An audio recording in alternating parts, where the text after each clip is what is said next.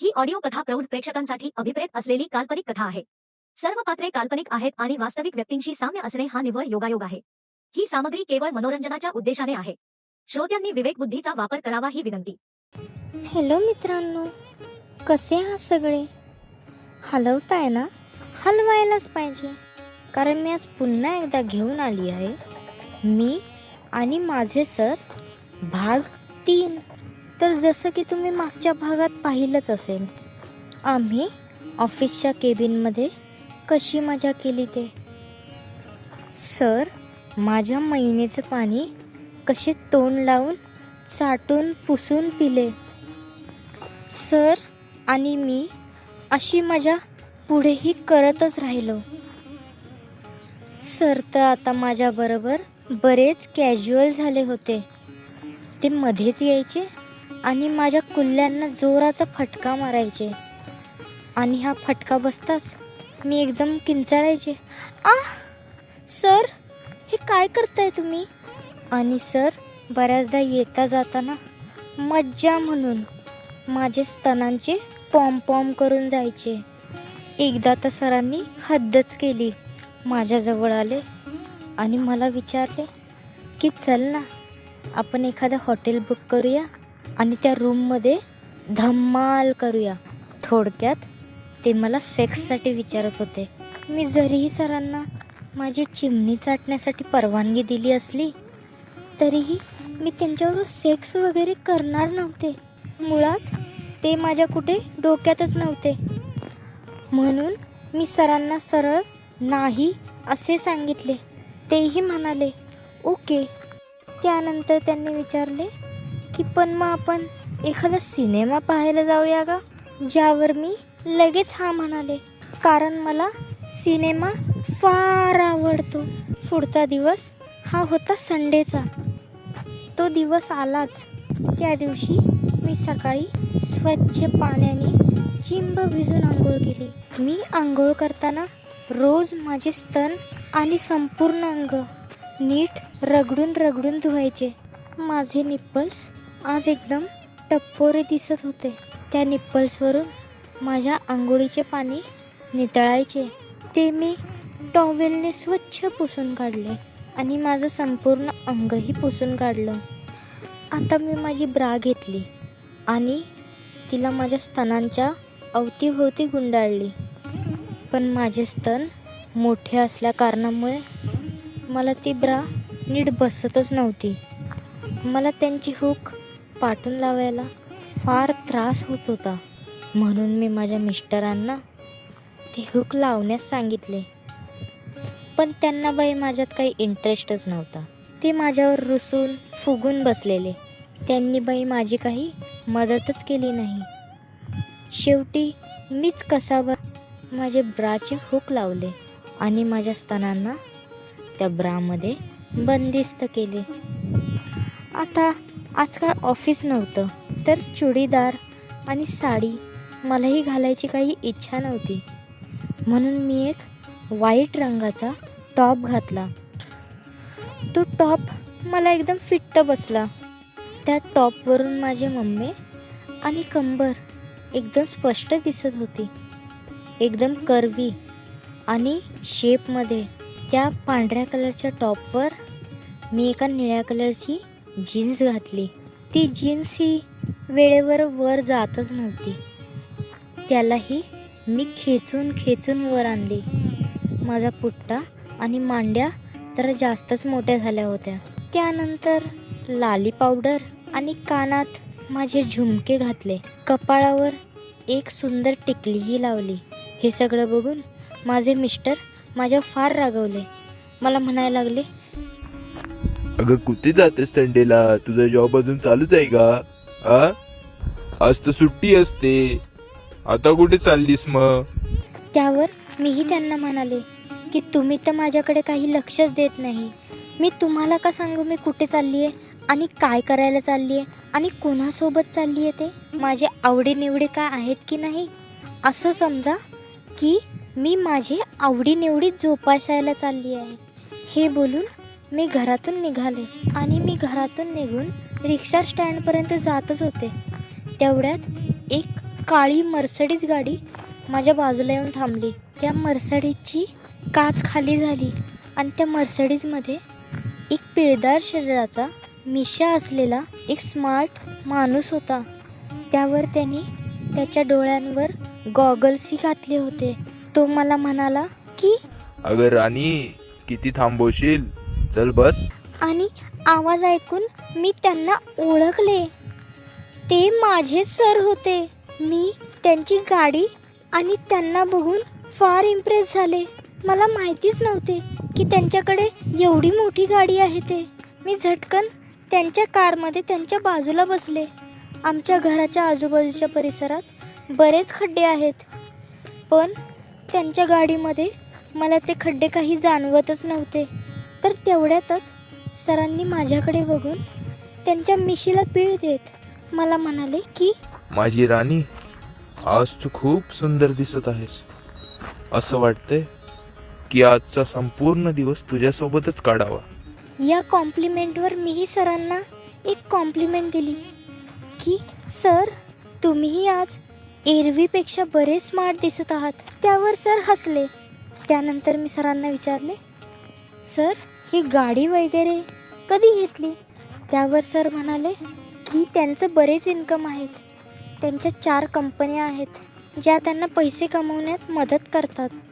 त्यामुळे त्या अशी गाड्या 4-4 महिन्यांनी बदलतच राहतात. त्यावर मी आश्चर्यचकित होऊन म्हणाले, 4-4 महिन्यांनी? मला जर अशी गाडी मिळाली तर मी हिला आयुष्यभर टिकवेल.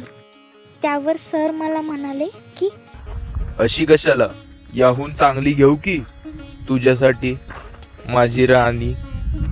त्यावर सरांना मी एक हसत हसत फटका दिला की सारखं सारखं काय हे, माझी राणी माझी राणी. मी काय तुमची राणी वाटली वय तुम्हाला? अशी मजा मस्ती करत आम्ही थिएटरपर्यंत पोहोचलो.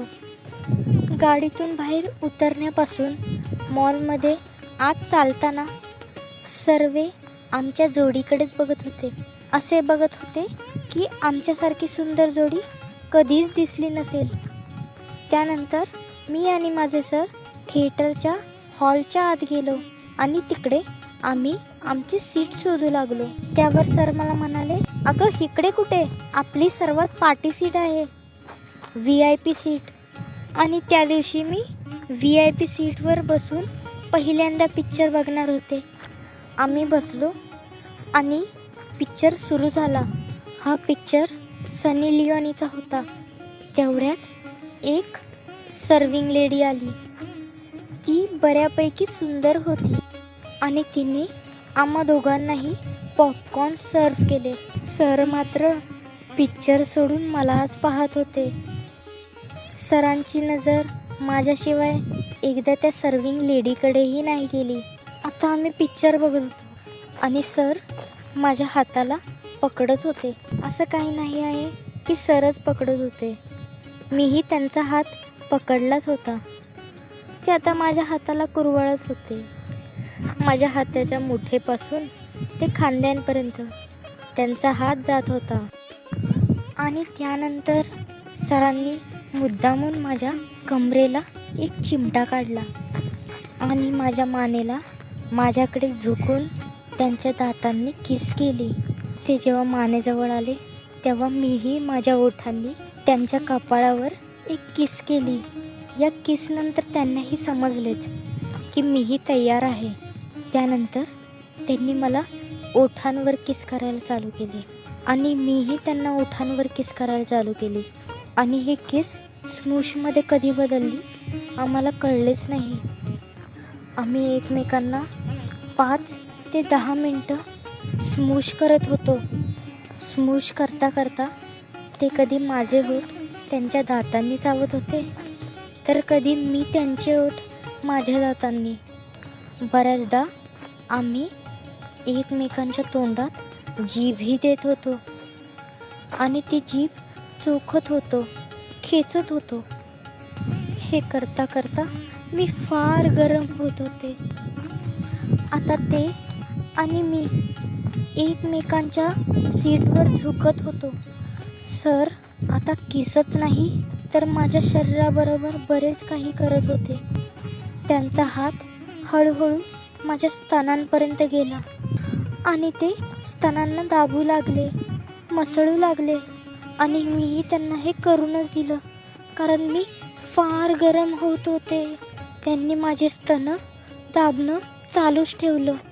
त्यानंतर मध्येच त्यांनी पॉपकॉर्नचा बॉक्स घेतला आणि सर्व पॉपकॉर्न माझ्या मांडीवर सांडले. आता ते पॉपकॉर्न माझ्या मांडीवर तोंड लावून खात होते, ज्यामुळे मी अजून गरम होत होते. ते फक्त खातच नव्हते, तर खाण्याच्या वेळेला माझी गुबगुबीत रसदार मांडी त्यांच्या दाताने चावतही होते. दुसऱ्या हाताने ते माझे स्तनही दाबत होते आणि त्यामुळेच माझ्या तोंडातून काही असे स्वर येत होते. सर सर नका सर, सर पिक्चर बघा सर. आणि सर हे काही ऐकेनाच. ते अजून जोराने माझ्या मांड्यात चावत होते पॉपकॉर्न खाता खाता आणि माझे स्तनही जोरात जोरात दाबत होते. आणि तेवढ्यात मला एकदम जाणवलं की पुढे बसलेले कॉलेजचे मुलं पिक्चर सोडून आमच्याकडेच पाहत होते आणि हे बघून मी फार घाबरले.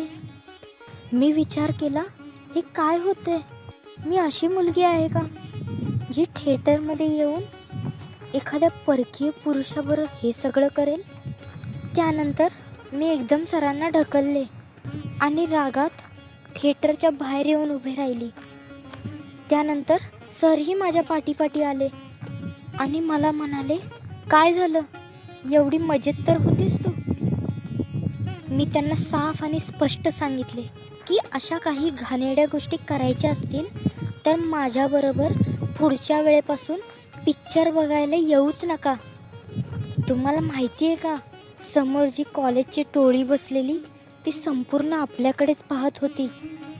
यावर सर मला एकदम सॉरी म्हणायला लागले. माझ्या हातापाया जोडू लागले की माझी राणी, मी तुला यापुढे कधीच नाराज करणार नाही, सॉरी.